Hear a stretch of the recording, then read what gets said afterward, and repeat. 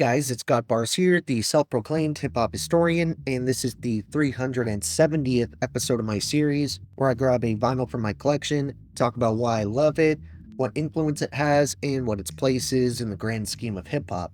So today we have one of those LPs that long sat towards the top of my wish list when it comes to essential 90s releases that I couldn't really find on vinyl for a reasonable price. But luckily, I recently was able to take Digable Planet's 1993 debut, Reachin, A New Reputation of Time and Space, off of that list, when I came across this one random, pretty obscure Greek record store online, who just so happened to have one single copy of this classic in stock, and needless to say, I ordered it instantly, as again, this has been one of those examples of a record where I would check for any new Discogs listing at least once or twice a week. And while they may not be the most frequent faces on the channel, the trio of Butterfly, Ladybug Mecha, and Doodlebug not only showed up on the page previously when I discussed Digable Planet's seminal 1994 sophomore album Blowout Comb, but even before that, I had reviewed Black Up by alternative hip-hop outfit Shabazz Palaces. And that experimental, groundbreaking act is largely masterminded by Butterfly himself, though nowadays he goes by the name Palasier Lazaro. Whatever you want to call this dude, at the end of the day, he's honestly one of my favorite MCs out there, and despite the somewhat drastic reinvention he underwent later in his career, Butterfly already had such a smooth and distinct voice right from the debut, and lyrically, I feel like all three of these veterans were fairly ahead of their time, and consciously aware when it came to their approach as writers. Instead of just outwardly spelling out their affinity for Afrocentrism and positive themes, the members of Digable Planets were a bit more subtle and abstract with their bars, and the variety in vocal tones made Butterfly, Doodle, and Ladybug a very dynamic group to listen to. And while they may not be a common household name, I would maintain that DP is one of those acts where virtually anyone who is familiar with the output outside of Martin Lawrence has mostly positive things to say, and that goes for everyone from critic to fan to even contemporary hip-hop legends of that era. Considering Reachin only dropped 1 year prior to Blowout Comb, there's understandably a good amount of overlap and similarities between the two, and one area both albums thrive in is having a killer opening track, with both being so high in quality. I struggle to even pick a favorite between the two, though I may have to give the slight edge to their second LP.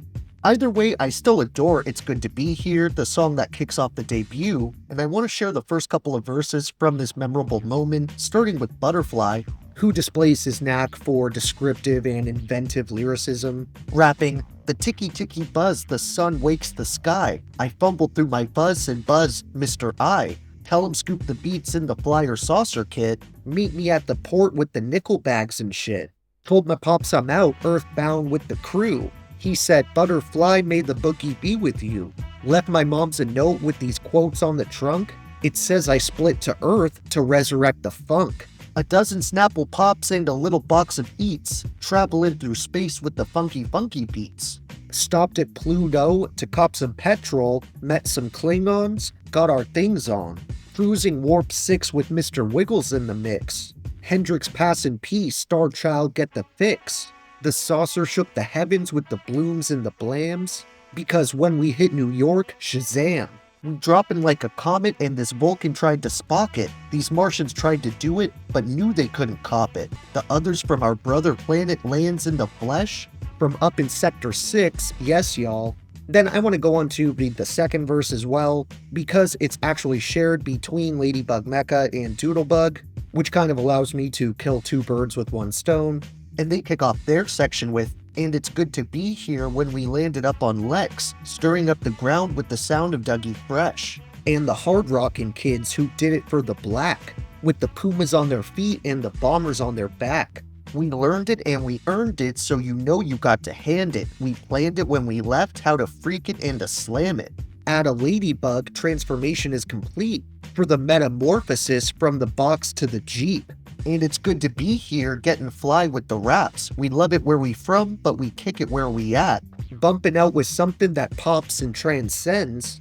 DP's baby, it's slim but not thin. In amongst the pebbles, we rocks on your blocks. soaking in the ghetto for kids that have not, slapping on some skin when we slam check the cheers, so we greet their virgin ears with a kiss, it's so good to be here. While their sophomore LP included a handful of featured artists, this time around it's nothing but the trio, though there are a few outside names brought in to assist with the smooth and jazzy production, including Shane the Dr. Faber, Mike launching an attack Mangini, Noel E. Alaro, and Butterfly himself. When it comes to my top 3 favorite moments overall here, I ultimately trimmed it down to It's Good to Be Here, Where I'm From, and Rebirth of Slick, Cool Like That.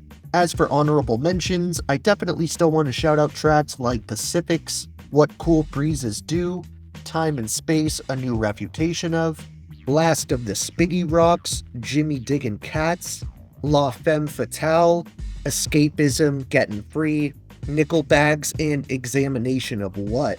Thank you for watching my 370th video. Next time we are returning to another legendary act that's only been on the page once before, so check for that one, and if you enjoyed, be sure to like, subscribe, and let me know what tracks you enjoy the most from this staple of 90s jazz rap.